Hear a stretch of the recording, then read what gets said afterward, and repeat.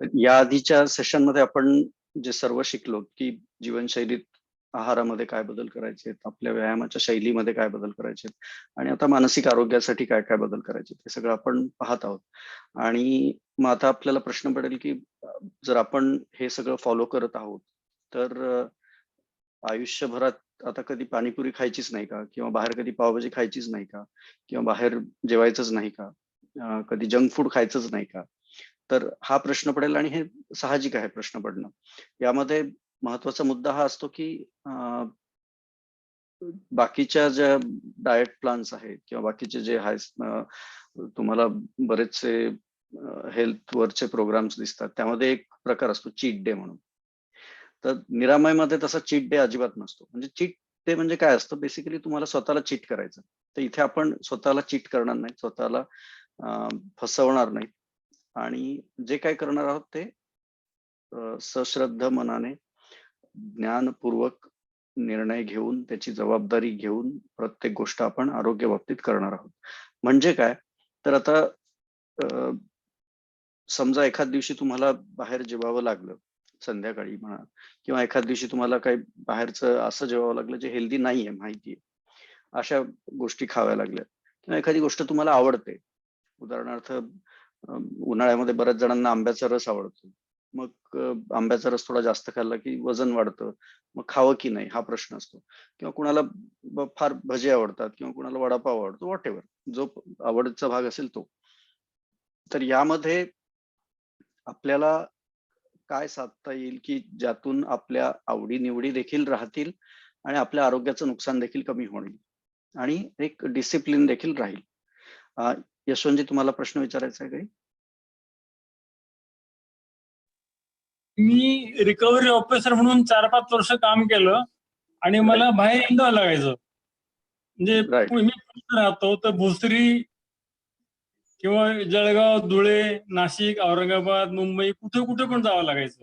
Correct. आणि त्या ठिकाणी त्याला वेळेचा काही संबंध नसायचा आणि मग त्या ठिकाणी जे मिळेल ते खाणे, मिळेल ते पाणी पिणे असं मला करावं लागायचं. तिथे एक म्हणून आपल्याला की जो मनुष्य 12 गावचं पाणी प्यायलाय तो पक्का आहे, अशा अर्थी. राईट. मी स्वतःला सेव्ह करून ठेवलं असतं तर मी ते सक्षम राहिलो नसतो कदाचित, असं मला वाटतं. हो, ते महत्वाचं आहेच आहे सुदृढ शरीराच्या दृष्टीने. पण त्यामध्ये एक गोष्ट लक्षात ठेवायची की शक्य तितकं अनुशासन जेवणाच्या बाबतीमध्ये, व्यायामाच्या बाबतीमध्ये तरीही देखील पाळलं गेलं पाहिजे, जरी आपण फिरतीवर असतो तरी. आणि त्यात घरामध्ये धार्मिक वातावरण होतं, त्यामुळे बाहेरचं खाणं आम्हाला अलाउडच नव्हतं त्या काळात. राईट. आणि माझी इच्छा नसताना मला ते खावं लागायचं, पण त्याला इलाज नव्हता. मी सस्टेन केलं ते. राईट. तर अशा गोष्टी पण होतात की बऱ्याच वेळेला नाईलाज असतो पण आपल्याला खावं लागतं, आणि बऱ्याच वेळेला आपल्याला आवडतं म्हणून खायचं असतं. पण दोन्ही केसमध्ये आरोग्याचं जे नुकसान व्हायचं ते होतच असतं, जर आपण योग्य ती काळजी जर घेतली नाही तर. आणि ती काय काळजी घ्यायची ते आपण आज पाहूयात. तर बऱ्याच वेळेला आपण कुठल्या आवडत्या गोष्टीचं हे करत असतो, जास्त खात असतो, ती गरजेपेक्षा जास्त खात असतो. आपल्या शरीराला जेवढी पुरेशी आहे त्यापेक्षा जास्त खात असतो आणि अशा क्वांटिटीत खातो ज्याने नुकसान होईल. किंवा आता दररोज आईस्क्रीम खाल्ल्याने नुकसान होणारच. दररोज समजा तुम्ही बाहेरची पावभाजी खाल्ली किंवा बाहेरचं काही फास्ट फूड खाल्लं तर त्याने नुकसान होणारच. आणि जितकं हॉटेलमध्ये फूड प्रोसेस्ड असतं, बरेचसे सॉसेस गोष्टी या फ्रोझन असतात आणि त्या लगेच गरम करून दिलेल्या असतात. कारण त्यांना तयार करून ठेवायचं असतं, कस्टमरला जास्त ताटकाळ ठेवू नाही शकत. म्हणून बऱ्याचशा गोष्टी तयार केलेल्या असतात आठवडाभराच्या, आणि मग ते लगेच सर्व्ह करण्यासाठी त्या तव्यावर पटपट गरम करून वाढतात. हा प्रकार सहसा सगळ्याच हॉटेलमध्ये असतो, रेस्टॉरंटमध्ये. तर त्यामुळे त्या हेल्दी ह्या प्रकारात मोडत अजिबातच नाही. काही ठिकाणी अपवाद वगळता जिथे तुम्हाला ताजं दिलं जातं, पण मग तिथे हायजीनचा प्रॉब्लेम असतो, बऱ्याच गोष्टींचा प्रॉब्लेम असतो. तर आपल्याला इथे महत्वाची काय गोष्ट आहे की शक्यतो आपण ज्या वेळेला बाहेर खायची परिस्थिती उद्भवेल त्यावेळेला शरीराला जास्त सक्षम करायचं. म्हणजे आता उदाहरण काय, की समजा तुम्हाला माहिती आहे की कुठेतरी लग्नाला जायचंय आणि 5 दिवस आपला सगळा टाइम टेबलचा बोऱ्या वाजणार आहे आणि 5 दिवस आपल्याला कदाचित रात्री पण जेवावं लागेल किंवा उशिरा जेवण मिळेल सकाळी. त्यावेळेला काय करायचं की सकाळचं जेवण समजा नाही मिळालं आपल्या पद्धतीनुसार आपल्याला उठल्यानंतर 2 ते 3 तासात जेवायचंय, पण बाहेरगावी नाही मिळालं, तर 12 वाजता एक वेळ जेवायचं आणि त्यानंतर जेवण घ्यायचं नाही. रात्रीचं सहसा टाळायचं. रात्रीचं समजा टाळताच नाही आलं काही कारणास्तव, तर कमीत कमी खायचं. आणि ज्या दिवशी रात्री तुम्ही खाल काही, आता हा अपवाद आहे, हे एक्सेप्शन आहे, हे दररोज करायचं नाही. दररोज आपला टाइम टेबल जो आहे तोच पाळायचा. पण ह्या अपवादात्मक परिस्थितीमध्ये जेव्हा तुम्ही सकाळी जेवू शकला नाहीत, मग दुपारी एकदाच जेवलात आणि संध्याकाळचं टाळलं किंवा संध्याकाळी जेवावं लागलं काही कारणास्तव, तर मग त्या दिवशी जो नॉर्मल व्यायाम करतात त्याच्यापेक्षा डबल व्यायाम करायचा. कुठेतरी अजून 5 किलोमीटर चालून यायचं, सूर्यनमस्कार घालायचे, किंवा मग आपल्याला लक्षात आहे की बाबा 5 दिवस आपण प्रवासात आहोत, तर मग प्रवासात जितक्या वेळेला तुम्हाला फिरता येईल पायी, तितक्या वेळेला पायी फिरण्याचा प्रयत्न करायचा. हा एक प्रकार करायचा. त्यानंतर जेव्हा जेव्हा तुम्ही प्रवासात आहात, तेव्हा शक्यतो स्नॅक्स अशा गोष्टींच्या ठेवायचे सोबत, की ज्या आपल्या आरोग्याच्या दृष्टीने चांगल्या आहेत. म्हणजे ज्वारीच्या लाह्या आहेत, राजगिऱ्याच्या लाह्या आहेत, शेंगादाणे, फुटाणे, फळं आहेत. तर ह्या गोष्टी जितक्या तुम्ही सेवन कराल तितकं चांगलं. बिस्किटं वगैरे हे ठेवू नका सोबत. त्याऐवजी ह्या गोष्टी ठेवा. खारीक, मनुका ह्या गोष्टी ठेवा, ह्या चांगल्या आहेत. अंजीर वाळलेलं जरी असलं किंवा ताजं जरी असलं तरी चालतं. कुठलेही फळं घ्या. ह्या गोष्टीतून नुकसान तुमचं कमी होईल. आणि प्रवासात असाल तेव्हा दूध, ताक, फळं किंवा हे लाह्या ह्या गोष्टींचं सेवन चालतं. मग संध्याकाळी तुम्हाला ह्या गोष्टी खाल्ल्या तरी पण पुरे. एखाद्या वेळेला प्रवास जास्त होतोय, वेळा सगळ्या चुकतायत, त्यामुळे थोडं संध्याकाळी लाह्या जास्त खाल्ल्या हरकत नाही. पण जर समजा बाहेरगावी तुम्ही 1-2 दिवसासाठी जात असाल, एखाद दिवसासाठी जात असाल, तर डब्बा घेऊन निघा. जर दिवसभर बाहेर असणार आहेत, तर डब्बा घेऊन निघा. तो पर्याय चांगला आहे. पण 2-4 दिवसासाठी जात असाल, तर तिथेही असं लक्षात ठेवा, की सकाळचं जेवण भरपेट होईल, दुपारी थोडं कमी होईल आणि संध्याकाळी टाळता येईल ही परिस्थिती ठेवायची. टाळता नाही आलं, तर व्यायाम दुपटीने करायचा. मग आता ह्याचा अर्थ काय होतो, की आपण चीट डे कुठेही ठेवत नाहीयेत. आपण ज्या दिवशी काहीतरी चुकीचं करणार आहोत किंवा ज्या दिवशी आपल्या निरामय जीवनशैलीला अनुसरून करायच्या ऐवजी त्याच्या विपरीत करणार आहोत, त्या दिवशी आपल्या व्यायामाचा आवाका थोडासा वाढवायचा. मग 5 किलोमीटर पळायचं असेल तेव्हा 10 किलोमीटर पळायचं. 5 सूर्यनमस्कार घालत असाल तेव्हा 10 सूर्यनमस्कार घालायचे. चालणं थोडंसं वाढवायचं. वेगवेगळे व्यायाम प्रकार करायचे. किंवा मग आता समजा एखाद दिवशी तुम्हाला रात्री कुठे पार्टीला जेवायला बोलवलं. सहसा हे टाळायचं. पण समजा बाहेर पार्टीला जेवायला बोलवलं आणि तुम्हाला तिथे जेवावंच लागणार आहे. मग थोडंसं जेवायचं, कमीत कमी जेवायचं आणि दुसऱ्या दिवशी फळांवर उपवास करायचा. जेणेकरून तुमची जी टेंडन्सी आहे मनाची आणि शरीराची, जीवनशैलीला ब्रेक लावण्याची, ती मोडीत निघेल आणि शरीराला सवय होणार नाही सतत काहीतरी नवीन ब्रेक करायची. म्हणजे ह्याच्यात सातत्य राहील. आणि जेव्हा तुम्ही अनुशासनातून मनाला वळण लावण्याचा प्रयत्न करतात, म्हणजे हे काय आहे, की आता हा दंड आहे. तुम्ही कुठल्याही जीवनशैलीला केलेल्या ब्रेकचा ब्रेक बद्दल स्वतःला करून घेतलेली शिक्षा आहे. 5च्या ऐवजी 10 सूर्यनमस्कार, 15च्या ऐवजी 40 किलोमीटर सायकल, व्हॉटएव्हर. म्हणजे जो तुम्हाला व्यायामाचा प्रकार आवडतो तो करा. आणि तो इतक्या लेव्हलपर्यंत करा, की ती दंडात्मक कारवाई वाटेल. असं व्हायला नको, की ठीक आहे ना, 5च्या ऐवजी 10 सूर्यनमस्कार करायचे मी दररोज करतो, पण दररोज पाणीपुरी खातो. असं व्हायला नको. ती एवढी लेव्हल पाहिजे त्या व्यायामाची, की ती दररोज करावी वाटली नाही पाहिजे. दररोज करणं शरीराला त्रासदायक ठरलं पाहिजे. जेणेकरून मन म्हणेल, की "अरे बाबा, ते उगी नको पाणीपुरी खाणं. 15 किलोमीटर पळावं लागतं किंवा चालावं लागतं. एखाद वेळेला ठीक आहे. 2 आठवड्यातून, महिन्यातून एखाद्या वेळेला ठीक आहे." अशी परिस्थिती निर्माण करा आणि स्वतःचं स्वतःसाठी करा. आता यामध्ये तुमच्या स्वतःला, स्वतःच्या मनाला अ, जे तुम्हाला वळण लावायचंय, त्यासाठी तुम्ही केलेली जी दंडात्मक कारवाई आहे, तुम्ही मांडलेलं जे रेट कार्ड आहे तुमचं प्रत्येक गोष्टीचं, ते तुम्हाला अनुसरून आहे. ते तुमच्या जीवनशैलीला अनुसरून आहे, तुमच्या क्षमतेला अनुसरून आहे आणि तुमच्या सवयींना अनुसरून आहे. मग आता जेव्हा तुम्ही समर उन्हाळ्यामध्ये आंब्याचा रस असतो, बऱ्याच वेळेला खावा वाटतो. मग आता आंब्याचा रस खाल्ला, वजन वाढतंय. वजन तर वाढवायचं नाहीये, कमी करायचंय. पण आंब्याचा रस तर खायचा आहे, सीझन आहे तर. मग त्या दिवशी जर आंब्याचा रस खाल्ला, एखाद वाटी आंब्याचा रस खाल्ला, त्या दिवशी 10 किलोमीटर वॉक करून या. म्हणजे तुमचा नॉर्मल जो 5 किलोमीटरचा वॉक आहे, त्याच्या पलीकडे जाऊन अजून 5 किलोमीटर करून या.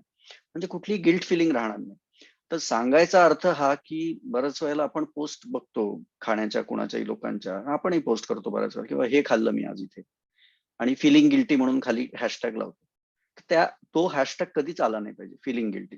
जे खायचं ते मनापासून खा, आनंदाने खा, अंगी लागू द्या आणि त्या बदल्यात व्यायाम करा व्यवस्थित.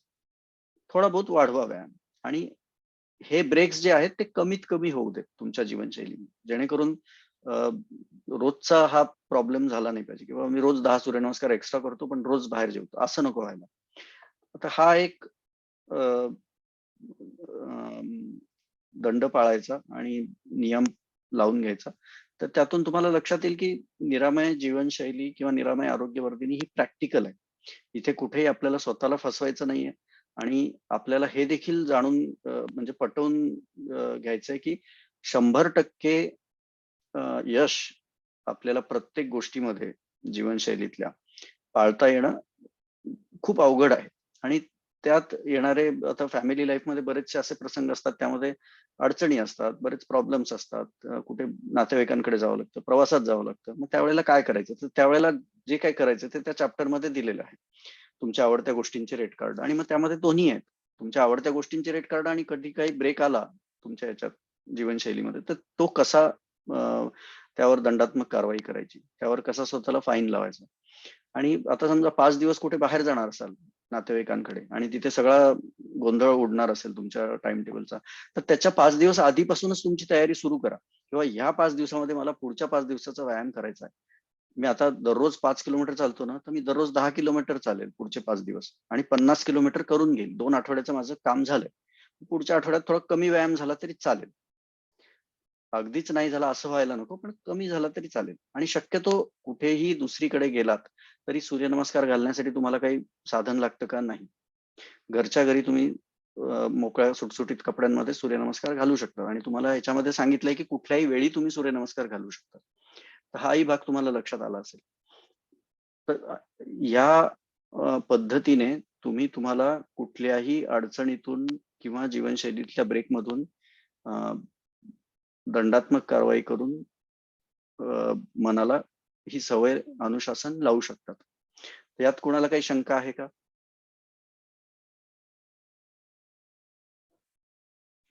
यशवंतजी, तुम्हाला काही शंका आहे? शंका नाही, पण एक माझा अनुभव आहे. बोला. म्हणजे इच्छा असो नसो मला ते सायकलिंग करावं लागायचं. हळूहळू चालत राहायचो. दिवसाला 35-40 किलोमीटर सायकलिंग व्हायचं.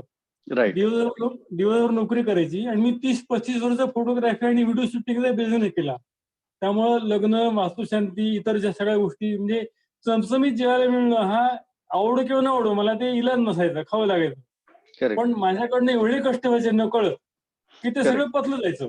करेक्ट. तोच अपेक्षित आहे त्याचा इथे. माझ्यावर त्रास नाही झाला मला कधी. म्हणजे करेक्ट. माझं वजन 40 किलोच्या पुढे कधी गेलंच नाही. आणि 70 आणि वर्षात. तो भाग अपेक्षित आहे. जेव्हा तुम्ही सातत्यपूर्ण पद्धतीने तुमचं शारीरिक मेहनत वाढवतात, तेव्हा या गोष्टींपासून नुकसान कमी होतं. नुकसान होतंच, पण कमी होतं आणि शरीर तेवढं सक्षम होतं, की ह्या नुकसानातून पुन्हा भरून निघण्याची त्याची कुवत होते. जी भर पाडायची आहे आरोग्यामध्ये, ते शरीर आपोआप सेल्फ करेक्टिंग मोडमध्ये जातं. तर तेवढं सक्षम होण्यासाठी तुम्हाला कष्ट वाढवणं आवश्यक आहे आणि ते मानसिक पातळीवर अनुशासन तुम्हाला जास्त चांगल्या रीतीने सवय लावतं. एक डिसिप्लिन मधून तुम्हाला सातत्य येतं प्रत्येक गोष्टीमध्ये. तर त्यामुळे हा भाग अवश्य पाळा आणि यातून तुम्हाला जे काही ब्रेक येतील 100% तर आपण जशास तसं सगळ्या गोष्टी पाळू नाही शकत. त्यामुळे हे ब्रेक आल्यानंतर ते कसे त्यातून कमी करायचे ब्रेक्स आणि मनाला ही सवय लागू नाही द्यायची की आज ह्याचा वाढदिवस आहे, परवा त्याचं लग्न आहे, तेरवा ह्याची पार्टी आहे अॅनिव्हर्सरीची, नंतर ह्याच्याकडे जेवायला बोलवलं, नंतर आज घरच्यांना बाहेर जेवायला जायचं, असं आठवड्यातून 5 दिवस व्हायला नको. तर ही जेव्हा दंडात्मक कारवाई तुम्ही मनावर कराल, स्वतःवर कराल, तेव्हा तुम्हाला जाणवेल की हा प्रकार कमी कमी होईल आणि तुमची जीवनशैली जास्तीत जास्त सातत्यपूर्ण आणि योग्य रुळावर राहील. अजून कोणाला यामध्ये काही शंका आहे, विचारायचं आहे? नाहीतर आपण पुढच्या भागाकडे जाऊया.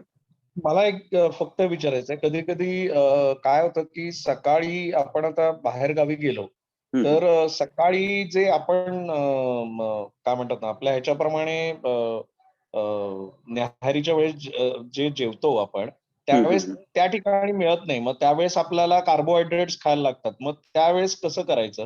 म्हणजे मी आता त्यावेळेस हा बोला बोला. नाही, मग मी त्यावेळेस काय करतो की मग दुपारी जेवतो, सकाळी थोडंसं पोहे किंवा उपमा असेल तर तिथे खाऊन घेतो आणि मग संध्याकाळी फक्त फळांवरती राहतो. Correct, that is better. आता मी काय करतो तुम्हाला सांगतो. मी काही वेळेला प्रवासात असतो तेव्हा स्वतःचे काही स्नॅक्स घेऊन जातो. काही ठिकाणी मी माझे मोड आलेले कडधान्य घेऊन जातो आणि ते सकाळी कच्चे खातो. मग त्यामध्ये कधी पोहे असतात, कधी उपमा असतो, कधी इडली, वडा, सांबार जे काय असतं इंडियन ब्रेकफास्ट ते सगळं करतो. आणि जितकं पोटभर जेवता येईल सकाळी तेवढं पोटभर जेवतो. दुपारच्या जेवणामध्ये थोडं कमी करतो आणि संध्याकाळी सहसा टाळतो. आता कधी कधी प्रवासामध्ये मुलांसोबत बाहेर जेवावं लागतं. त्यावेळेला मात्र मी व्यायामाचं प्रमाण दुप्पट तिप्पट करतो, म्हणजे शरीराला काही त्रास होत नाही. आणि सहसा प्रवासामध्ये फिरणं माझं जास्त होतच. म्हणजे मी आता देखील पोलंडला गेलो होतो तेव्हा दिवसाकाठी 10 किलोमीटर 12 किलोमीटर माझं चालणं व्हायचं. कधी कधी 13-15 किलोमीटर देखील झालं. तर तेवढे कष्ट मी सहसा शरीराला देत राहतो जेणेकरून नुकसान नाही होणार. पण संध्याकाळी फळं खाल्लेली कधीही चांगली. म्हणजे 6-7 वाजता वगैरे एक 2-3 फळं खाल्ली तर पोटाला थोडा आराम पडतो.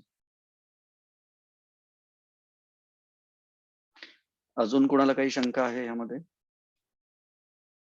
तर पुढचा जो चॅप्टर आहे खंत विरहित वर्तमान. तुमच्यापैकी किती जणांना आयुष्यामध्ये काही काही खंत आहेत? मनामध्ये काही रिग्रेट्स, खंत काय कधी वाटतात अशा? त्याबद्दल कोणाला काही बोलायचं आहे? आणि खंत प्रत्येकाच्या आयुष्यात असतातच, कमी अधिक प्रमाणात, कमी अधिक बोचणाऱ्या, पण त्या असतातच. तर कशामुळे निर्माण होतात खंत? रिग्रेट्स कशामुळे निर्माण होतात? ऍक्च्युली मी बोललं तर चालेल? हा हा बोला. ऍक्च्युली मला खंत होती, काय व्हायचं की पूर्वी काय म्हणतात ना की बाहेर गावी जायचं झालं किंवा काय झालं किंवा फॅमिली बरोबर हे करायचं झालं तर मला असं काय व्हायचं की मी नेमकं आजारी पडायचं, कोलायटिस किंवा असं मला हे व्हायचं. पण आता मी हे जे फॉलो करतोय ना तर मला जाणवलं की माझा कोलायटिसच नाहीसा झालेला आहे आणि माझ्या अंगात एनर्जी वाढली. ती जी माझ्या पूर्वी जी खंत होती, ती मला खंत असायची की अरे आपण फॅमिली बरोबर काय म्हणतात ना की कधी कधी त्रास व्हायचा, मग मी जायचो नाही, रद्द करायचो. ती आम्हाला मग घरातले म्हणायचे अरे नाही याची तब्येत बरी नाहीये, पण मग जाऊ शकत नाही. पण आता तसं नाही वाटत, आता मी एनर्जेटिक वाटतो. Very good. म्हणजे पूर्वी खंत होती, आता नाहीये. Very good. तर हा एक चांगला पॉझिटिव्ह बदल आहे निरामयचा. आणि असे बदल केवळ आपण, तुम्हाला लक्षात आलं असेल की आपण कुठले काही सप्लिमेंट घेतले नाहीत किंवा काही फार जगावेगळंही केलेलं नाही. तर हे सातत्यपूर्ण पद्धतीने फक्त निसर्ग नियमांना अनुसरून जेव्हा आपली जीवनशैली केली तेव्हा बरेचसे आपल्यातले आजार, वेगवेगळे कंडिशन्स शरीर स्वतः करेक्ट करतं.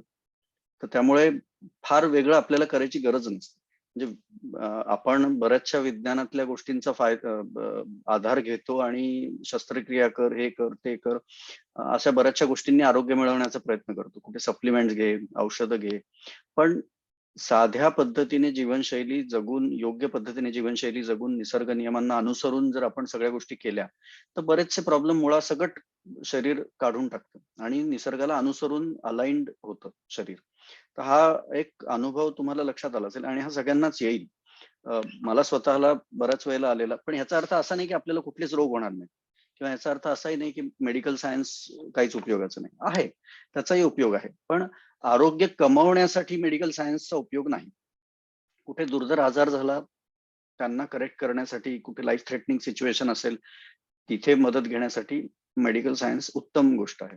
सर्जरी मधून आयुष्य बऱ्याच जणांचे वाचलेत आणि ती चांगली गोष्ट आहे. पण फक्त माझं हे म्हणणं आहे की केवळ मेडिकल सायन्सवर अवलंबून राहू नका. जीवनशैलीमध्ये बदल अवश्य करा किंवा प्राथमिकता त्याला द्या आणि मग जिथे गरज असेल तिथे मॉडर्न मेडिकल सायन्सचा अवश्य फायदा करून घ्या. फक्त गोळ्यांवर तुमचं जगणं जिथे जिथे आधारित होतंय तिथे तिथे लक्षपूर्वक काळजीपूर्वक स्वतः निरीक्षण करा, विश्लेषण करा की काय काय बदल करू शकतात तुम्ही तुमच्या जीवनशैलीमध्ये, जेणेकरून गोळ्यांवर आधारित तुम्हाला जगावं लागणार नाही, गोळ्यांवर तुमचं जगणं विसंबून राहणार नाही. हा एक महत्वाचा भाग तुम्हाला निरामय जीवनशैलीमधून लक्षात येईल की प्रत्येक गोष्टीचं विश्लेषण तुम्हाला पुस्तकामध्ये करायला सांगितलेलं आहे आणि स्वतःला बरेचसे असे अवघड प्रश्न विचारायला सांगितले जे तुम्ही कधी विचारले नसतील. तर हा एक अनुभव एक वेगळा आहे, तो प्रत्येकालाच वेगवेगळ्या पद्धतीने समृद्ध करून जातोच. तर बाकी कोणाला खंत विषयी किंवा रिग्रेट विषयी बोलायचं आहे?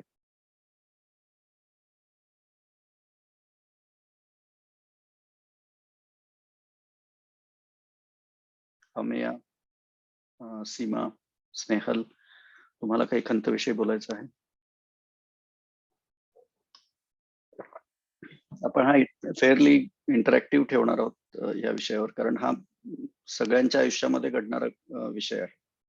आपल्या सगळ्यांच्याच आयुष्यामध्ये वेगवेगळ्या गोष्टींबाबत आपली खंत असते, एक कुठेतरी बोचणारी गोष्ट असते जी आपण कधी उघड करत नाही.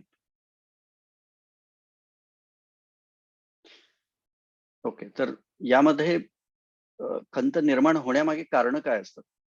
तर पुस्तकामध्ये जसं मी सांगितलेलं आहे की आपण बऱ्याच वेळेला परामर्श जेव्हा घेतो निर्णय करताना, जेव्हा हा बोला, कुणाला अजून सांगायचं आहे? मला वाटतं नाव दिसत नाही, आयफोन म्हणून दिसतंय. नाव सांगा आणि तुम्ही बोलू शकता.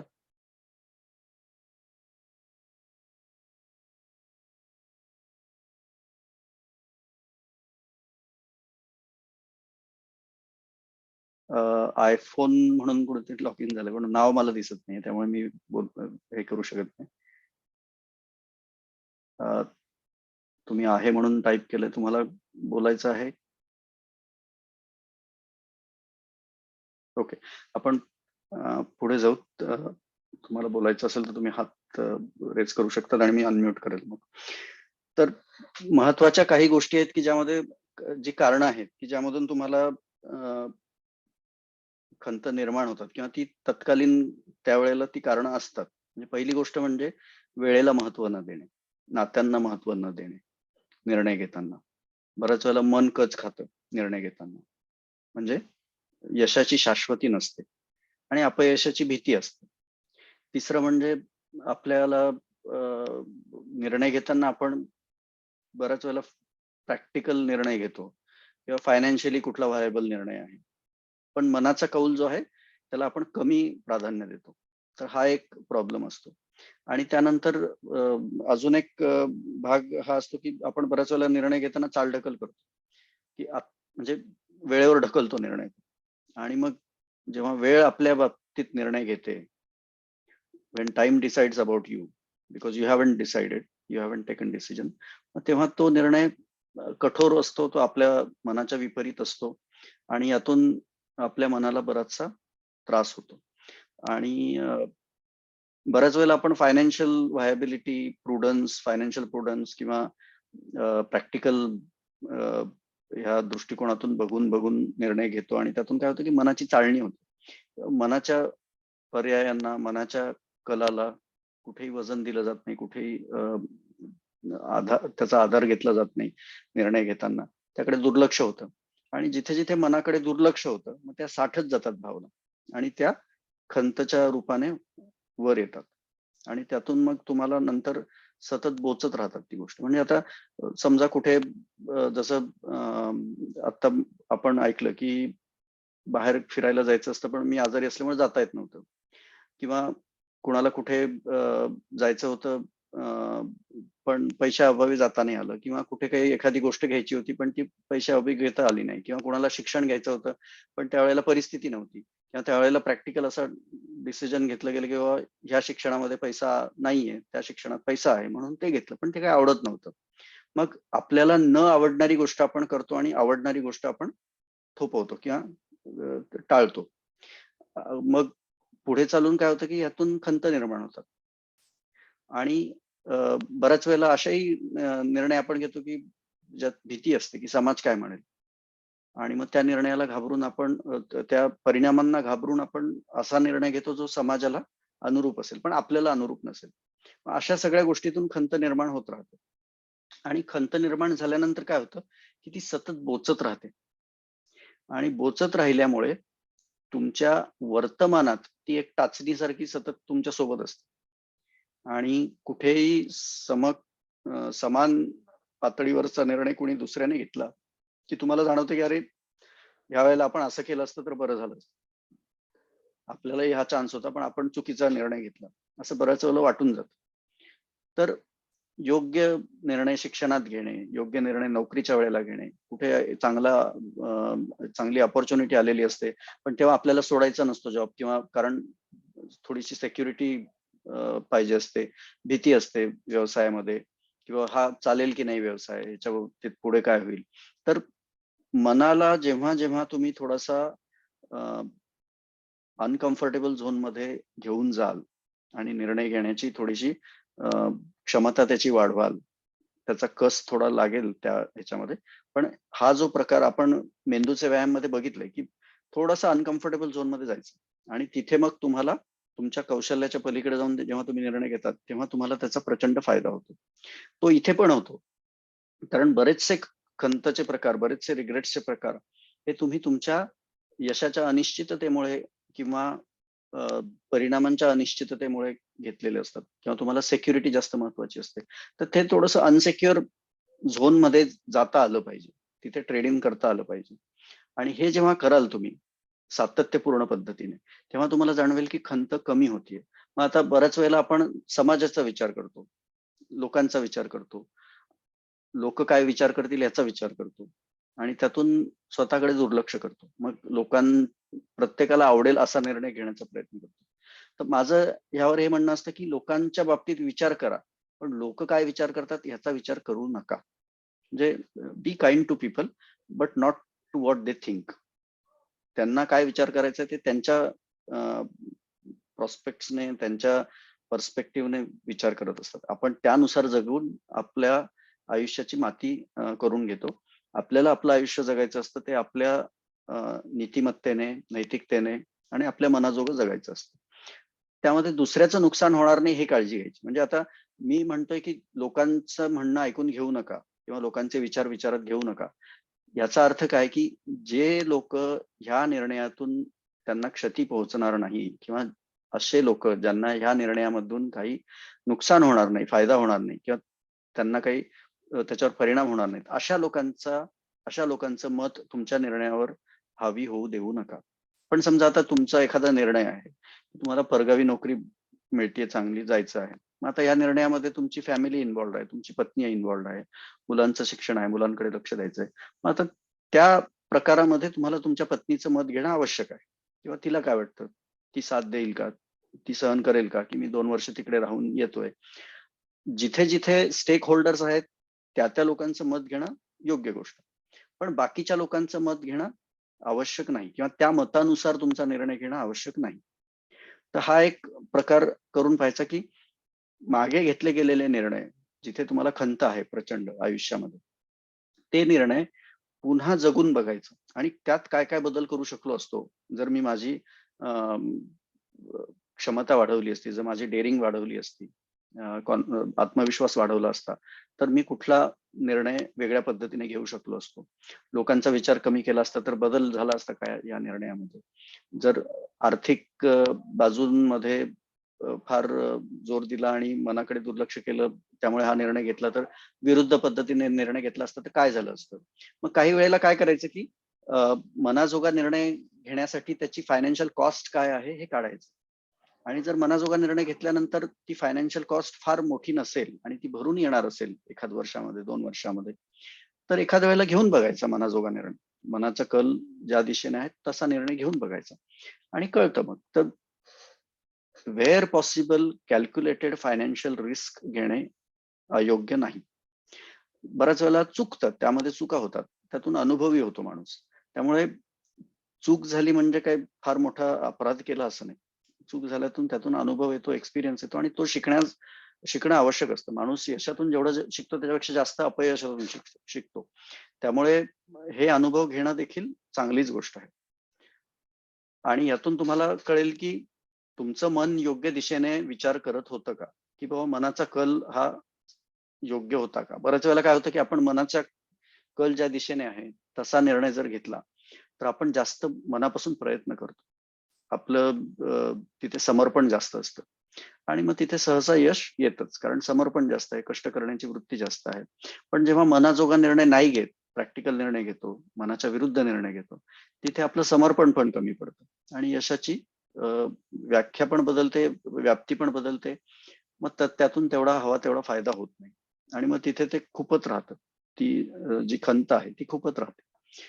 तर हा भाग करून पाहायचा, की सतत आपल्या अनकम्फर्टेबल झोनमध्ये थोडासा एक पाय तिथे ठेवायचा आणि त्यातून किती बदल होतोय आपल्या वागण्यामध्ये, आपला आत्मविश्वास कसा वाढतोय याकडे लक्ष द्यायचं. यात कुणाला काही शंका आहे, प्रश्न आहे आणि कुणाला सांगायचं आहे की बाबा असा कुठला निर्णय त्यांनी घेतला होता जो आता ते बदलू शकतात किंवा त्यावर पुन्हा प्रयत्न करतील ते?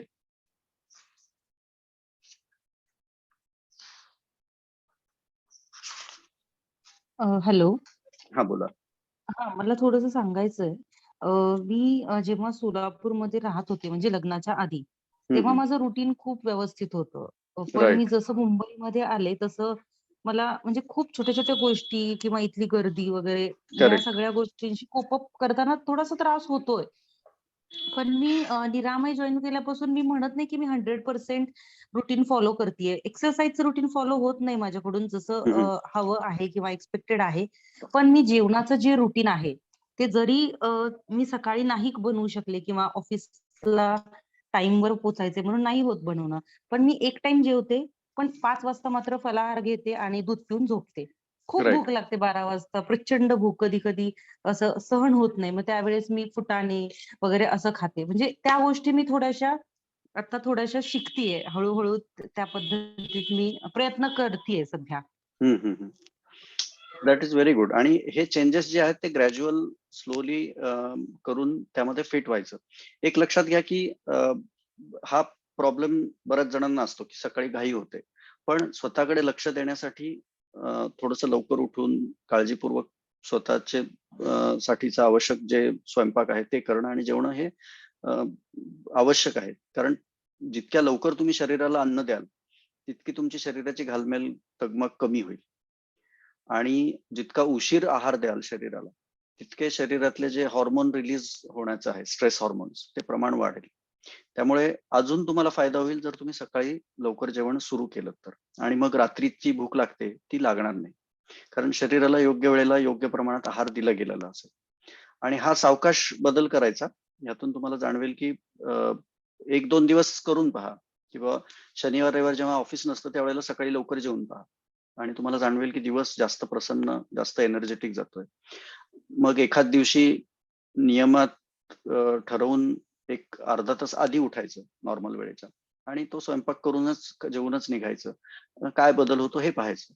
असं हळू-हळू, हळूहळू आपल्या निरामयच्या जीवनशैलीमध्ये प्रत्येक दिवस आणत जायचं. मग आठवड्यातून पहिल्यांदा 2 दिवस आणा, मग 3 दिवस आणा आणि मग दररोज करून पहा. शरीराला आणि मनाला कुठलीही सवय लागू शकते. कुठलीही.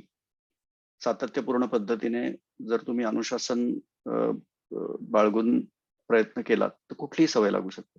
अगदी माणसाला सिगारेट प्यायची देखील सवय लागते आणि सकाळी 5ला उठायची, व्यायाम करायची देखील सवय लागते. तर सवय कुठलीही लागू शकते. फक्त आपण प्रयत्न करत राहिलं पाहिजे. Yes sir.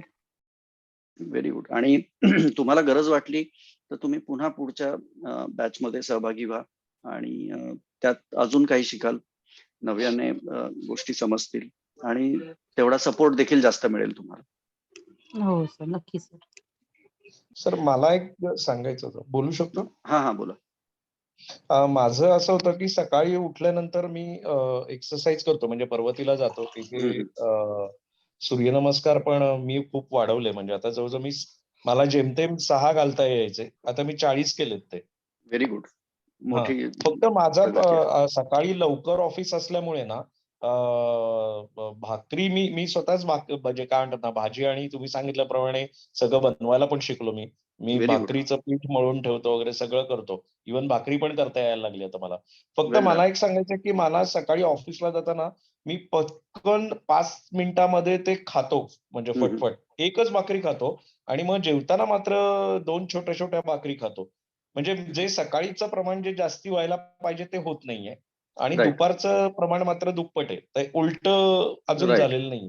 राइट. तर ते जितक्या लवकर प्रमाण बदलता येईल तेवढं बदला आणि काय करायचं की बऱ्याच वेळेला ही वृत्ती असते आपल्या जगण्यामध्ये, जीवनशैलीमध्ये, की सकाळी सगळा व्यायाम करून संपवायचा आणि मग दिवसभर एका सीटवर बसलो तरी चालतं किंवा दिवसभर जे काय आपलं ते जगराहाटीचा कार्यक्रम करायचा. तर तसं करण्याच्या ऐवजी सकाळचा थोडा व्यायाम कमी करा. सूर्यनमस्कार दुपारी, संध्याकाळी घालता आले तर चांगलं आहे. संध्याकाळी तुम्हाला घरी पुन्हा आल्यानंतर घालता आले तरी चांगलं आहे. आणि यातून होईल काय, की यातून तुम्हाला जेवायला व्यवस्थित वेळ मिळेल, त्यात घाई होणार नाही आणि सकाळचा आहार थोडा वाढेल. सकाळचा आहार जेवढा वाढवाल, तेवढा तुम्हाला जाणवेल, की अजून एनर्जेटिक होत आहात. अजून तुमचा बरं. शक्तीचा हे वाढत आहे. ओव्हरऑल एनर्जी लेव्हलही वाढेल आणि जे हार्मोनल सिक्रेशन व्हायला पाहिजे शरीरामध्ये, स्ट्रेस लेव्हल ज्या कमी व्हायला पाहिजेत, त्याची तुम्हाला जाणीव होईल. बरोबर. आणि अजून सध्या एक कुठली विचारायचं बीपीची गोळी आहे का तुम्हाला? नाही, मी बीपी वगैरे कुठलंच नाही नाही, मला. कुठलंच नाही. मला ओके. फक्त अस्थमाचं इन्हेलर चालू आहे. ते राइट. खूप पूर्वीपासून आहे. पण ओके. मला असं काय म्हणतात ना, तसं मी पर्वतही चढतो, हे करतो, तर पण मला असं जाणवत नाही मला, राइट. की मग बाबा आता धाप लागली इन्हेलरची वगैरे. गरज नसेल तर घेऊ नका. हं, हं. कारण काय होतं, की शरीराला बऱ्याच वेळेला सवय होते. त्याची हो, ती गरज नसतानाही. स्टिरॉइडची गरज झाली आहे ती, असं हां. झालंय. तर ते टाळता येतं का पहा. जेवढं एक्सटर्नल हो, इंटरव्हेन्शन्स कमी करता येतील, तेवढे कमी करायचे. हो. आणि जर तुम्ही आणि सर पर्वती अजून एक दररोज चढत असाल, तर मला हो, अशी खात्री आहे, की तुम्हाला म्हणजे तुमचं शरीर कोप अप करू शकेल अस्थमाचे प्रॉब्लेम्स आणि ओव्हरकम करेल आपोआप. तर हो, होतं काय, हो. की आपण एक्सटर्नली जेव्हा सतत मदत देतो ना, म्हणजे एखाद्या झाडाला आपण सतत आधार दिला किंवा एखाद्या मुलाला सतत कडेवर घेऊन बसलो, तर तो चालायचंच नाही म्हणतो तो. तसंच हो. प्रकार होतो तो शरीराचा. आणि मला एक विचारायचं होतं, रात्री झोप म्हणजे काय म्हणतात ना, झोपायच्या वेळेस जे दूध पितो त्याच्याबरोबर खजूर खाल्ला तर चालेल का? एखाद्या वेळेला हरकत नाही. शक्यतो गोड कमी खायचं रात्रीच्या वेळेला. पण हरकत नाही. एखाद खजूर खाल्ला, एखादं वाळलेलं अंजीर खाल्लं, हरकत नाही. पण झोपताना नको. थोडंसं आधी खा. एखाद तास आधी खा. बरं, बरं. Thank you sir. बाकी कुणाला अजून शंका आहे? तर मला एक विचारायचंय. हां, गव्हाच्या विचारा. पिठाची कणिक आपण मळून रात्री फ्रीजमध्ये ठेवली तर चालू शकेल? चालते. हरकत नाही. गव्हाची फक्त भाकरीचं पीठ मात्र थोडं कधी-कधी नंतर भाकरी तुटते, जर जास्त वेळ भिजवून हां, ठेवलेलं हां, असेल हां. तर. पण गव्हाची हरकत नाही आणि त्यामध्ये जर तुम्ही अ, दह्याचं पाणी घालून ठेवलं, तर त्यात ओके. प्रोटीन किंवा व्हिटॅमिन्स जास्त पद्धतीने मिळतात. त्यामध्ये मायक्रोबियल ॲक्टिव्हिटी वाढते. तर ओके. सहसा पोळीचं पीठ भिजवताना किंवा भाकरीचं पीठ भिजवताना त्यामध्ये दह्याचं पाणी जर घातलं तुम्ही, तर होतं काय की ती मायक्रोबियल ॲक्टिव्हिटी प्रत्येक अन्नामध्ये आपल्या हवी आहे. जास्त होते. पण फक्त ओके. एवढं लक्षात ठेवायचं की जर तुम्ही त्यात दही कालवलं किंवा दह्याचं पाणी घातलं, तर ती पोळी 2 दिवस टिकणार नाही. ती एका दिवसातच खराब होईल. ओके. कारण त्यामध्ये जैविक ॲक्टिव्हिटी वाढलेली आहे आणि ती चांगली आहे तुमच्या शरीरासाठी. ओके. ओके. हॅलो. येस. हा सर, आता जसं मला सकाळी एक पोळीच्या वर जातच नाही म्हणजे दिवसभर पण भूक लागत नाही. राइट. तर यात मला वाटतं तुम्ही पवन सर, डॉक्टर पवन तुम्हाला कॉल करतील आज उद्यामध्ये हो हो आणि हो. ते बोलतील. तो एक भाग झाला. तुमच्या इन्सुलिनचे मॉनिटरिंग चेंज करावं लागेल. हो, मी हां, सकाळीच घेऊन घेते हां. ते इन्सुलिन राइट. पण जसं जेवण केलं. सकाळचा एक पोळी जरी गेली, तरी ह्या 3 हं. वाट्या जर तुम्ही जेवत असाल आणि बाकीच्या गोष्टी योग्य प्रमाणात घेत असाल, तर तेवढं पुरेसं जेवण हो. आहे. आणि थोडी फ्लेक्झिबिलिटी पण आली आहे. Very good. आणि तुमचं आता सूर्यनमस्काराचं प्रमाण देखील सातत्य आलंय, त्याच्यामध्ये वॉकिंग देखील चांगलं वाढलंय. हो. त्यामुळे प्रगती चांगली आहे तुमची आणि हे सातत्य ठेवा. मला वाटतं तुम्ही पुढच्या बॅचमध्ये देखील सहभागी व्हा आणि त्यात अजून जास्त बदल होईल. आपल्याला वजन साधारण अजून बरंच कमी करायचं आहे आणि ते होईल कमी. तर जशी जशी तुम्ही क्षमता वाढवाल, जसं जसं तुम्ही तुमच्या अनकम्फर्टेबल झोन मध्ये जाऊन बऱ्याच वेळेला दम लागतोय, अंग दुखतंय, अशा प्रकारे व्यायाम होईल, तसं तसं तुमचं आहार पण वाढेल. फक्त रात्रीचा आहार मात्र बंद ठेवायचा. नाही, रात्री आहार घेतच नाहीये. म्हणजे रात्री फार क्वचित वाटलं तर 7च्या आधी दूध घेते, नाहीतर नाही. Okay, very good. दूध मात्र घेणं टाळू नका. दूध किंवा ताक यापैकी काही एखाद दुसरी गोष्ट तरी घ्याच. कारण काय की कॅल्शियमचं प्रमाण तुमच्या शरीराला पुरेसं हवं. वजन ज्या प्रमाणात आहे त्या प्रमाणात कॅल्शियम भरपूर हवे, बोन्स स्ट्रॉंग हवे. चालेल, प्रगती चांगली आहे तुमची, त्यात सातत्य आता ठेवलं पाहिजे. यशवंतजी, तुम्हाला प्रश्न आहे काही? चांगल्या आरोग्याचं लक्षण काय आहे? औषध घ्यावं न लागणं, डॉक्टरकडे व्हिजिट करावं न लागणं हे आहे का? येईल त्या समोरच्या कुठल्या घटनेला आपण तोंड देऊ शकतो? खाणं पिणं झोपणं, ते सलग झोपणं, झोप न येणं, 40 चालतं. चांगल्या आरोग्याची काही लक्षणं आहेत, म्हणजे आता त्यावर ऍक्च्युली वेगळा विषय, एक वेगळं सेशन होऊ शकतं.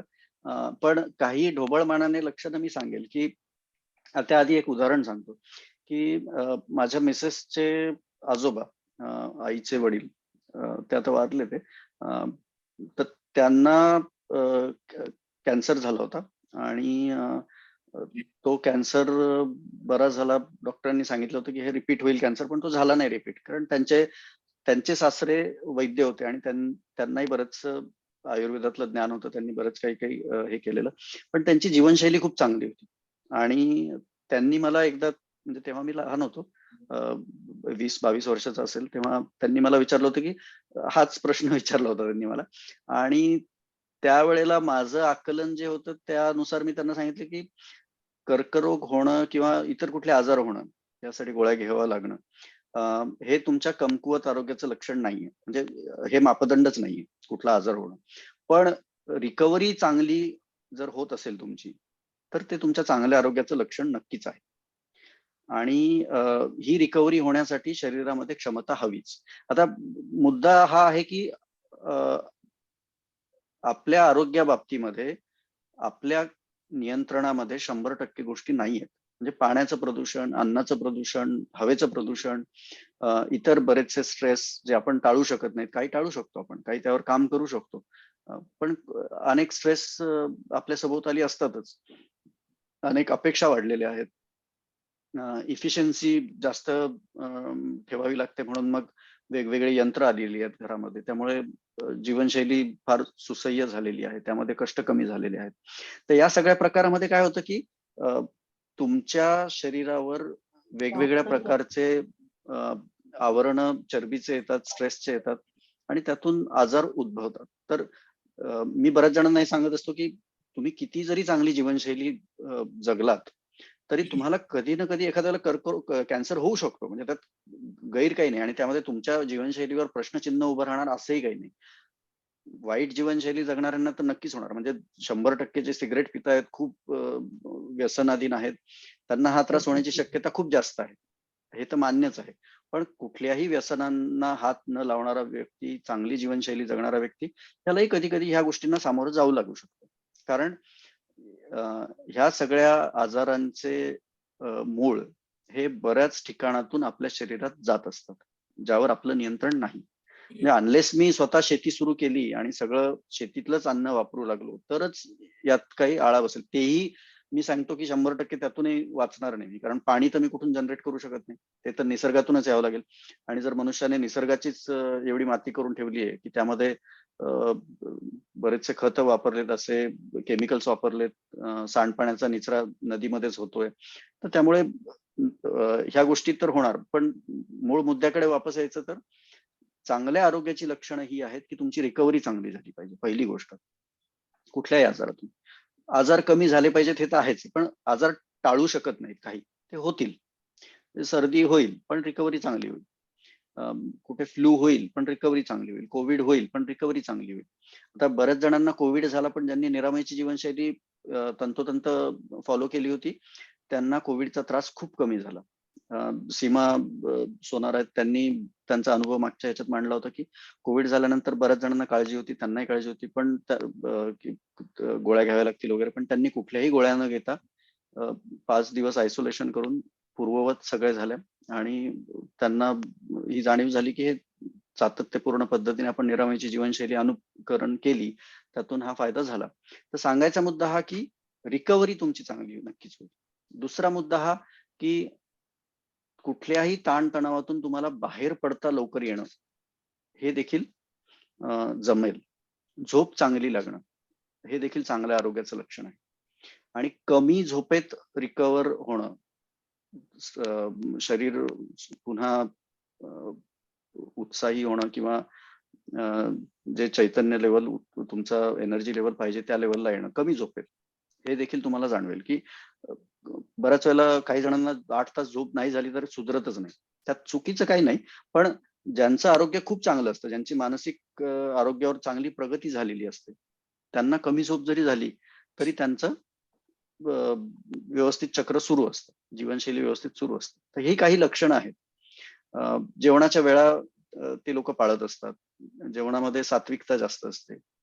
आणि दुसरी गोष्ट अशी की त्यांची एकाग्रता चांगली असते. हे एक महत्वाचं लक्षण आहे आरोग्याचं, की एकाग्रता चांगली असते, त्याचा उपयोग त्यांना प्रत्येक गोष्टीमध्ये होतो, कुठल्याही कार्यामध्ये त्यांना या गोष्टीचा उपयोग होतो. तर ही काही लक्षणं ढोबळमानाने आहेत की जी तुम्हाला जाणवतील. आणि निरामयमध्ये प्रत्येक चॅप्टरमध्ये तुम्हाला हे देखील जाणवेल की प्रश्न जेव्हा विचारतोय मी गृहपाठामध्ये, त्या प्रश्नांची उत्तरं जेव्हा तुम्ही द्याल तेव्हा ही अपेक्षित असलेली चांगल्या आरोग्याची लक्षणं ही तुम्हाला आपोआप जाणवतील की हो हे होतंय मग चांगलं आरोग्य, किंवा हे होत नाहीये मग इथे प्रगती करायची आहे, मग सध्या या आरोग्याच्या ह्या भागामध्ये काहीतरी प्रॉब्लेम्स आहेत. नाही सर, मला काय म्हणायचं होतं की दिनचर्याचा एक भाग म्हणून जेवण करणे आणि झोपणे ह्या नित्य गोष्टी आहेत. करेक्ट. तर अखंड 50 तास मी झोपू शकतो किंवा 60 तास जगू शकतो अखंड, किंवा ती फ्लेक्सिबिलिटी शरीराला असते, काही जणांना असते ती. काही जण न झोपता देखील बरेच दिवस काम करू शकतात. अलीकडच्या काळात सोडून द्यात, पण जनरली हात धुतला आणि पुन्हा जेवायला चला म्हटलं तुम्ही पुन्हा जेवायला बसायचो एकेकाळी, आता नाही. राईट. हा, ते कसं असतं की शरीर हे नाशवंत आहे, पहिली गोष्ट लक्षात ठेवा. त्यामुळे जेव्हा तुमचा पीक असतो शरीराचा, एकदम टॉप क्वालिटीला सगळ्या vital organs all engine fired आणि बेस्ट क्वालिटीमध्ये सगळे व्हायटल ऑर्गन्स काम करत असतात, तुमचे गट्स काम करत असतात, मेंदू काम करत असतो, सगळे बाकीचे ऑर्गन्स काम करत असतात, तेव्हा त्यावर कुठलेही अत्याचार केले तर त्याचं कमी नुकसान होतं. म्हणजे उदाहरण द्यायचं झालं तर तुम्ही जर अत्यंत चांगल्या सुस्थितीत तुमचं शरीर होतं समजा 40 वर्षापूर्वी, तर त्या काळामध्ये तुम्ही पायात काही न घालता किंवा स्लीपरवर जरी कुठला गड चढायला गेले असते अवघड किंवा सँडलवर, तरी तुम्हाला नुकसान झालं नसतं. पण आजच्या काळामध्ये जर तुम्ही योग्य शूज घालून नाही गेले तर तुमच्या गुडघ्याला त्रास होईल, कुठे स्लिप झाला तर फ्रॅक्चर होईल. तर सांगायचा मुद्दा हा की जेव्हा शरीर चांगलं असतं, अत्यंत सुस्थितीत असतं, तेव्हा सगळे हे नखरे शरीर पचवून घेतं, तेव्हा सगळे चुकीच्या गोष्टी शरीर पचवून घेतं आणि त्रास होऊ देत नाही.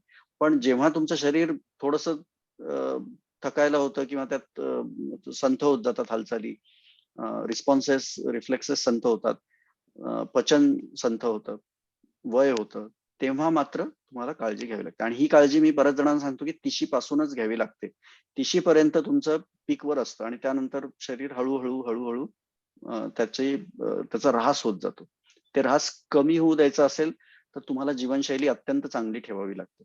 ती जीवनशैली जर चांगली ठेवली तर तो जो पीक आहे तो तुम्ही फ्लॅट करू शकता 30शी मध्ये, 40शी मध्ये, आणि मग 50शी पर्यंत बरेच जण अगदी चांगल्या आरोग्यात असतात. आजकाल बरेच जण 50शी मध्ये देखील हाफ मॅरेथॉन पळणे, मॅरेथॉन पळणे ह्या गोष्टी करतात.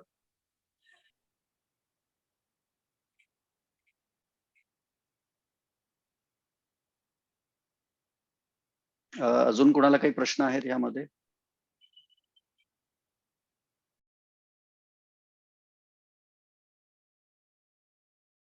ओके. तर आता फायनल जो चॅप्टर आहे त्याविषयी आपण एक 10 मिनिटात बोलूयात आणि तो गुरुदक्षिणा हा आपण पुढच्या आठवड्यात पण घेणार आहोत आणि या आठवड्यातही मी त्याला एक टच करेल. तर तुम्हाला जाणीव झाली असेल की ह्या उपक्रमामध्ये तुम्ही सहभागी झालात आणि उपक्रमाचा हेतू तुम्हाला पहिल्याच सेशन मध्ये सांगितला होता की हा काही कमर्शियल प्रोग्राम नाही. हा हॉबी म्हणून रन केला जातो, एक सामाजिक उपक्रम म्हणून रन केला जातो. यामध्ये लोकांना मदत व्हावी, चांगल्या आरोग्याची मापदंड कळावीत आणि पद्धती कळाव्यात यासाठी तो रन केला जातो. त्यात जी फीस आपण रेज करतो त्यात बरेचशा चॅरिटेबल ऑर्गनायझेशन्सला डोनेट करतो, त्यातून उपक्रमासाठी लागणारा खर्च काढला जातो. तर हा काही माझा व्यवसाय नाही आणि यातून जे लोकांचं आरोग्य निर्माण होतं त्यात मदत करणारे हे टीम लीडर देखील कुठल्याही आर्थिक मदतीशिवाय तुम्हाला मदत करतात. त्यांना कुठली आर्थिक मदत दिली जात नाही.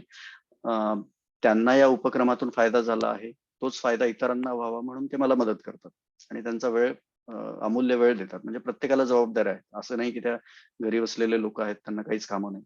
प्रत्येकाला जबाबदाऱ्या आहेत, नोकरी आहे, व्यवसाय आहे, काही गृहिणी आहेत आणि त्या मुलं आहेत, संसार आहे, ह्या सगळ्या गोष्टी मधून त्या वेळ काढून तुम्हाला सगळ्यांना देतात. त्यामुळे पहिली गोष्ट त्या गुरुदक्षिणा चॅप्टर मध्ये मी मांडलेली आहे की तुम्हाला फोकस जो आता ह्या सगळ्या गोष्टी 1.5 महिन्यामध्ये तुमच्यावर वेळ खर्च केलेला आहे, मी केलेला आहे, तुमच्या टीम लीडरने केलेला आहे, तर त्याचा परिणाम चांगला यावा यासाठी तुमचं डेडिकेशन 200% पाहिजे आणि तुमच्या डेडिकेशन मधून तुम्हाला ही गोष्ट कळाली पाहिजे की फोकस जो तुमचा नियंत्रणातल्या गोष्टींवर पाहिजे तो फोकस नियंत्रणातल्या गोष्टींवर आला पाहिजे. ज्या गोष्टी नियंत्रणाच्या बाहेर आहेत त्या गोष्टींवर वेळ शक्ती खर्च करणं थांबलं पाहिजे.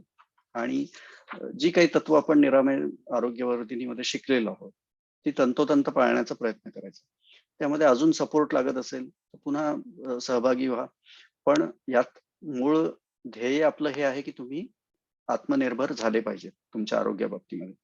तर हा एक मुद्दा आहे. त्यानंतर जसं मागच्या सेशन मध्ये आपण शिकलो की योगी ज्या प्रकारे एखादी गोष्ट करतात त्या प्रकारे आपण कुठली तरी गोष्ट करायला शिकलं पाहिजे आणि सुरुवात केली पाहिजे.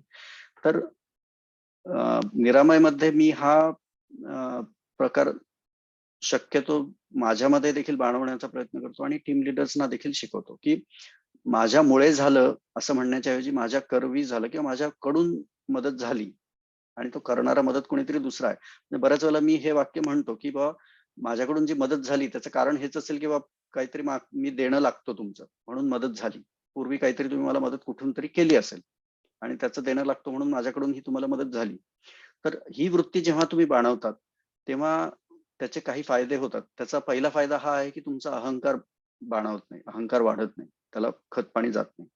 दुसरा भाग हा की जेव्हा तुम्ही क्रेडिट घेत नाहीत तेव्हा आपोआप तुम्ही नम्र जास्त होतात आणि तुम्हाला हे कळतं की हे करण्यामागे मी नाहीये, हे करण्यामागे अनंत वेगवेगळ्या लोकांचे हात आहेत, शक्ती आहेत, त्यातलाच मी एक आहे. पण जेव्हा तुम्ही क्रेडिट घेतात तेव्हा काय होतं की हे माझ्यामुळे झालं हे असं जेव्हा तुम्ही म्हणतात तर बाकीचे जे असंख्य हात आहेत, अदृश्य हात आहेत, अदृश्य शक्ती आहेत ज्या मदत करतायत त्यांना क्रेडिट ते मिळत नाही आणि ते क्रेडिट तुम्ही स्वतः घेतात. तर त्यामुळे तिथे तो एक ईर्ष्या निर्माण होते, दुजाभाव निर्माण होतो तुमच्या मनामध्ये आणि त्यात तुमचंच नुकसान होतं. तर जिथे जिथे तुम्ही माझ्या करवी झालं म्हणाल, माझ्यामुळे झालं म्हणणार नाही, तिथे तिथे तुम्हाला जाणवेल की तुमच्या परिणाम जास्त तुमच्या अपेक्षेपेक्षा जास्त होत आहेत. म्हणजे तुमच्या क्षमतेपेक्षा जास्त दूरवर परिणाम होत आहेत. पण जिथे जिथे तुम्ही क्रेडिट घेतलं तिथे तिथे परिणाम बोथट होतील. आता बऱ्याच जणांना मी प्रत्यक्षात भेटलेलो पण नाही, पण त्यांच्यापर्यंत निरामयचे फायदे पोहोचलेत, त्यांच्या आयुष्यामध्ये बदल झालेत. पण त्याचा मला फायदा हाच होतो की त्यांच्याकडून माझ्या बाबतीमध्ये चांगले वेव्स हे केले जातात, काही चांगले आशीर्वाद मिळतात. पण ते माझ्यामुळे झालंय हे मी म्हणत नाही. मला जो फायदा झाला आरोग्याचा, जिथून कुठून जे ज्ञान प्राप्त झालं अध्यात्मातून, ते ज्ञान मी तुमच्यापर्यंत पोहोचवतोय. ही माझी जबाबदारी आहे म्हणून मी करतो. तर हा जो भाव आहे तो तुमच्या कुठल्या तरी कार्यामध्ये त्याचा उपयोग करा. सर्व कार्यामध्ये, सर्व घटनेमध्ये, कृतींमध्ये जर याचा उपयोग केला तर अतिउत्तम. पण एका कार्यामध्ये तरी उपयोग करणं सुरू करा. दुसरी गोष्ट नियंत्रणाच्या बाबतीमध्ये बोललो की नियंत्रणातल्या गोष्टीवरच फोकस करणार, नियंत्रणाबाहेर करणार नाही. आणि तिसरी महत्वाची गोष्ट म्हणजे कृतज्ञता बाळगणं सुरू करा. हा तुमच्या जीवनशैलीचा भाग होऊ द्या. जेव्हा जेव्हा तुम्ही कृतज्ञता बाळगतात तेव्हा काय होतं की तुमची स्वतःची जी अहंकारी वृत्ती असते, स्वतःचा जो इगो असतो तो आपोआप कमी होतो. कारण तुम्हाला हे लक्षात येतं की तुमच्या आयुष्यात घडलेल्या काहीतरी घटनांबाबतीत इतर कोणीतरी जबाबदार आहे. बऱ्याच वेळेला आपण असं म्हणतो की I am a self made man, किंवा असे बरेच जण म्हणत असतात की सगळं मी स्वतः केलेलं आहे. तर त्यात अहंकार वाढतो आणि बऱ्याच जणांचं, ज्यांनी मदत केलेली असते तुम्हाला, त्यांचं क्रेडिट तुम्ही घेतात. तर जिथे जिथे तुम्ही ही कृतज्ञ भाव बाळगून वागणं सुरू कराल तिथे तिथे तुम्हाला लक्षात येईल की ज्या व्यक्तीबद्दल तुम्ही कृतज्ञता बाळगता आहात त्या व्यक्तीबद्दल तुमच्या मनात चांगले भाव येत आहेत. त्या व्यक्तीलाही तुम्ही जाणीव करून देत आहात की बाबा रे, तू मला मदत केली होती आणि तूही चांगला मनुष्य आहे, तू लोकांना मदत केलेली आहेस. त्याच्याही मनात तुमच्याविषयी चांगले भाव येतील आणि तुमच्या मनातला देखील इगो कमी होईल, अहंकार कमी होईल. तर हा एक महत्वाचा भाग आहे कृतज्ञतेच्या बाबतीमध्ये, जो तुम्ही अनुसरून तुमच्या वागण्यामध्ये तो आणला पाहिजे. तर याचे फायदे प्रचंड आहेत. बऱ्याच वेळेला जेव्हा आपण स्ट्रेसमध्ये असतो त्यावेळेला जर तुम्ही एखाद्या 2 व्यक्तींना ग्रॅटिट्यूड व्यक्त करण्यासाठी, कृतज्ञता व्यक्त करण्यासाठी फोन केला तर तुम्हाला जाणीव होईल की तुमचा स्ट्रेस प्रचंड कमी झालेला आहे. स्ट्रेस कशामधून येतो माहितीये का? की बऱ्याच वेळेला घडणाऱ्या घटनेची आपण जबाबदारी घेतो, भले ती आपल्या नियंत्रणात असो नसो, आणि आपण त्या घटनेला, त्या कृतीला किंवा त्या प्रॉब्लेमला सॉल्व्ह करण्याचा प्रयत्न करतोय, पण आपल्याकडे सोल्युशन नाही. ही परिस्थिती आहे म्हणून स्ट्रेस आहे, म्हणजे आपण काही करू शकत नाहीत म्हणून स्ट्रेस आहे. जेव्हा जेव्हा तुम्ही कृतज्ञता व्यक्त करता तेव्हा तेव्हा तुम्हाला जाणीव होते की घडलेल्या घटनेबाबतीत तुमच्या आयुष्यातल्या, जे काही तुमच्या आयुष्यात चांगलं झालंय त्याचे सर्व श्रेय हे माझे नाही, त्यात काही दुसऱ्यांचं पण श्रेय आहे. ही कृतज्ञता भाव त्यातूनच येतो, राईट?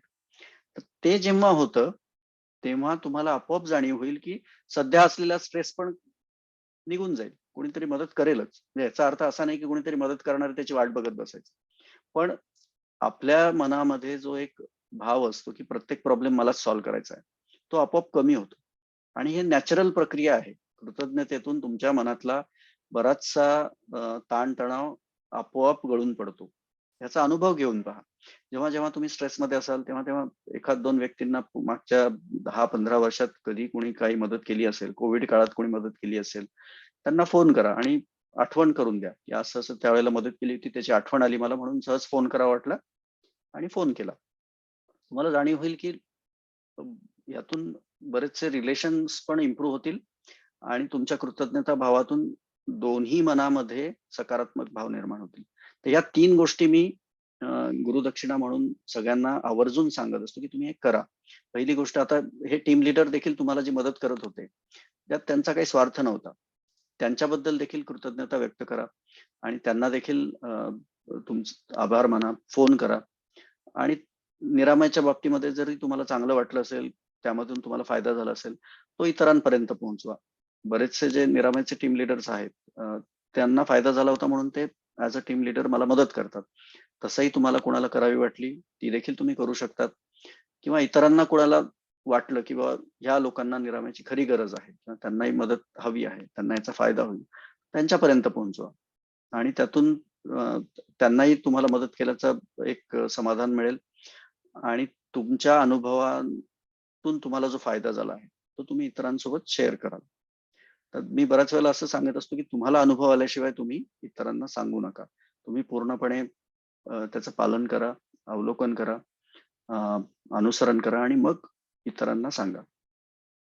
तर हा एक महत्वाचा चॅप्टर जो शेवटचा आहे तो आजच्या सेशनमध्ये आपण पूर्ण केला. यात कुणाला काही शंका असेल तर अवश्य विचारा. पुढच्या सेशनमध्ये आपण हा चॅप्टर पुन्हा चर्चेला आणणार आहोत आणि पुढच्या सेशनमध्ये केवळ फीडबॅक घेऊयात. त्यामध्ये आपण जास्त इंटरॅक्टिव्ह सेशन ठेवू. प्रत्येकाने आपापले फीडबॅक दिले तर त्यात मलाही कळेल की काय अजून कोणाला अडचणी आहेत, काही बदल हवे आहेत. तर त्यावर आपण सविस्तर चर्चा पुढच्या सेशनमध्ये करूयात. या सेशनमध्ये या चॅप्टर बाबतीत कोणाला काही शंका आहे किंवा कोणाला काही विचारायचं आहे, बोलायचं आहे?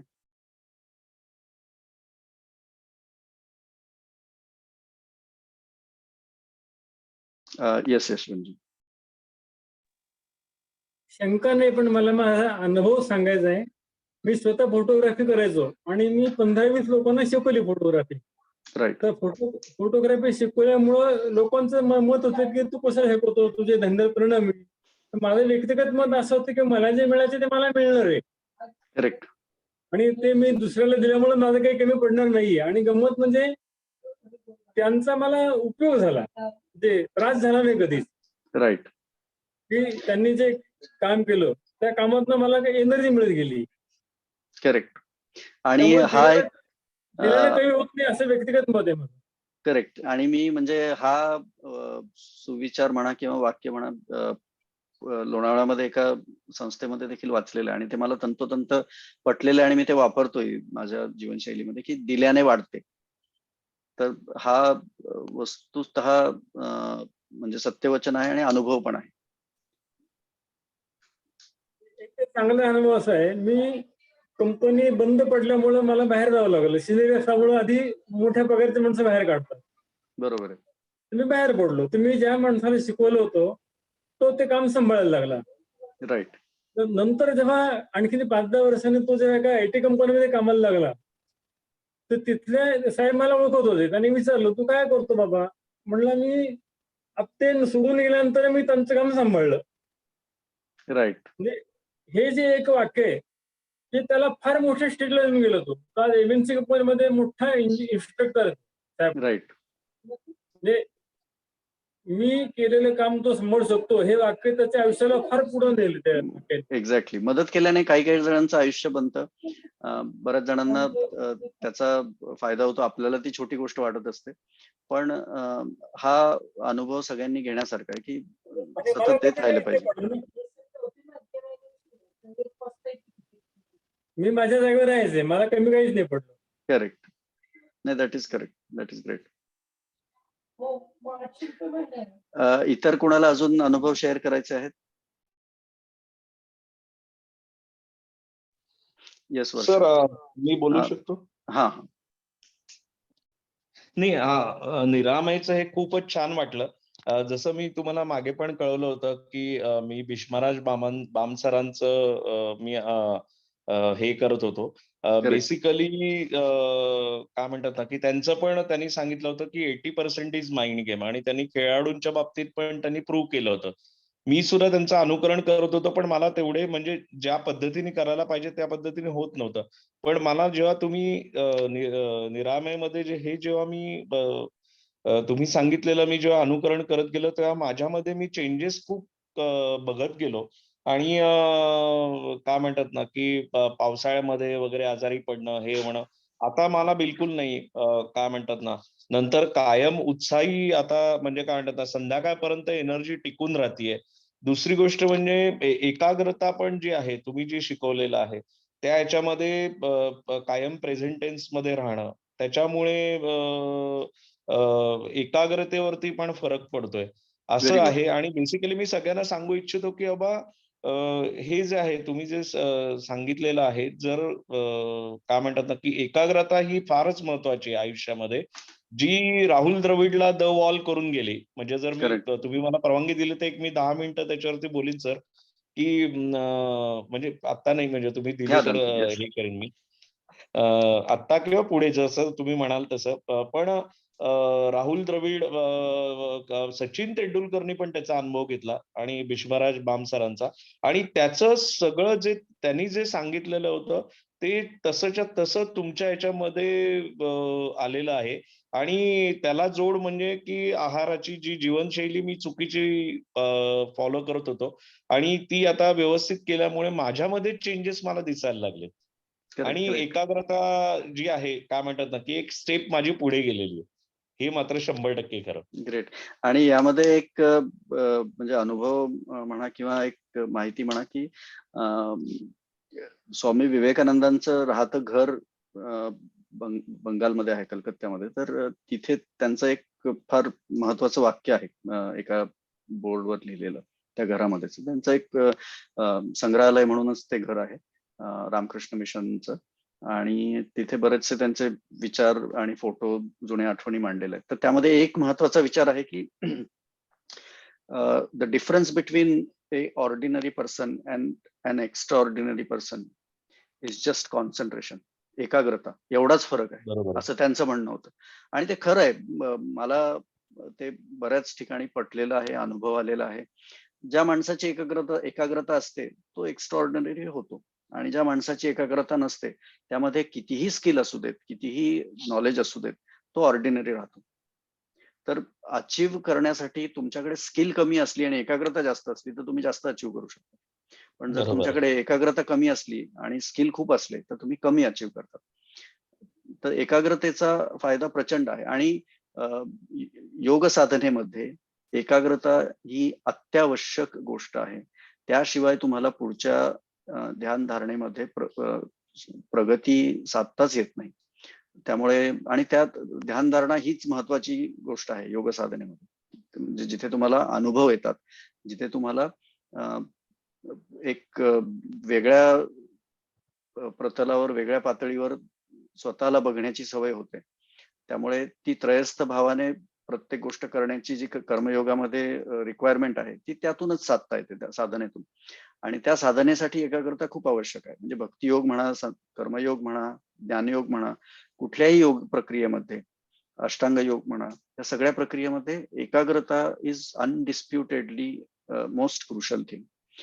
आहार, यम, नियम ह्या गोष्टी आवश्यकच आहेत आणि त्या आपण निरामयमध्ये शिकतच आहोत की मनाचे हायजीन कसं बाळगायचं, आहाराचं हायजीन कसं बाळगायचं. पण एकाग्रता is going to take you to another level.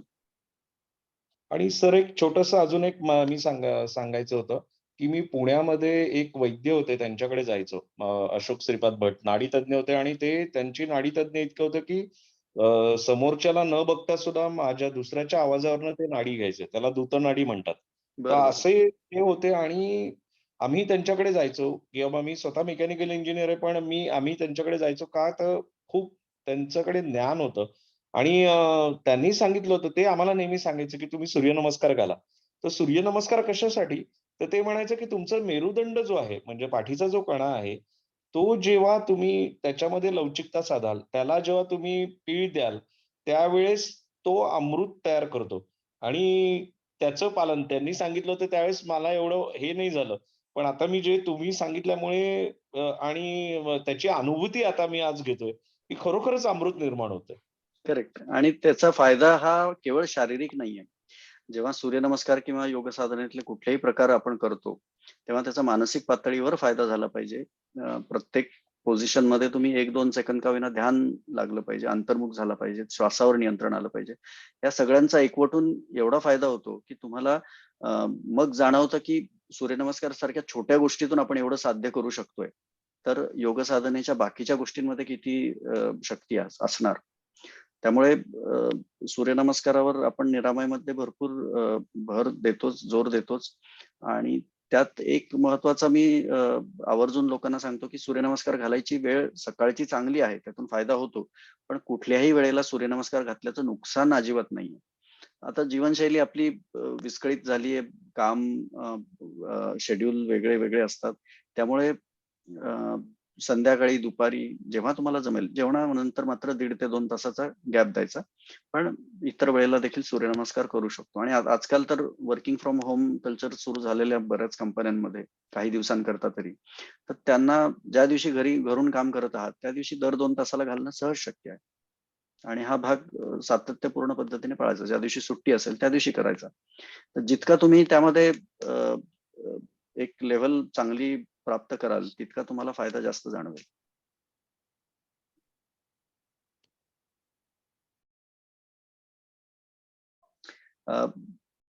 तर आपण हे सेशन इथे थांबवूयात आणि पुढचं सेशन आपण शेवटचं सेशन असेल.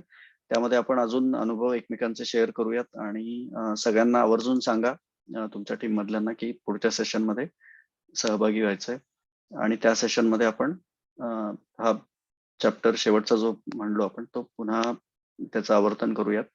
आणि पुस्तकामध्ये तुम्हाला इतर काही शंका असतील किंवा पुढच्या बॅच विषयी काही प्रश्न असतील तर ते देखील आपण त्यावर चर्चा करूयात. सगळ्यांना शुभेच्छा आणि जेवढं तुम्ही हे सगळे बदल एक एक इम्प्लिमेंट कराल तेवढा तुम्हाला फरक जाणवत जाईल.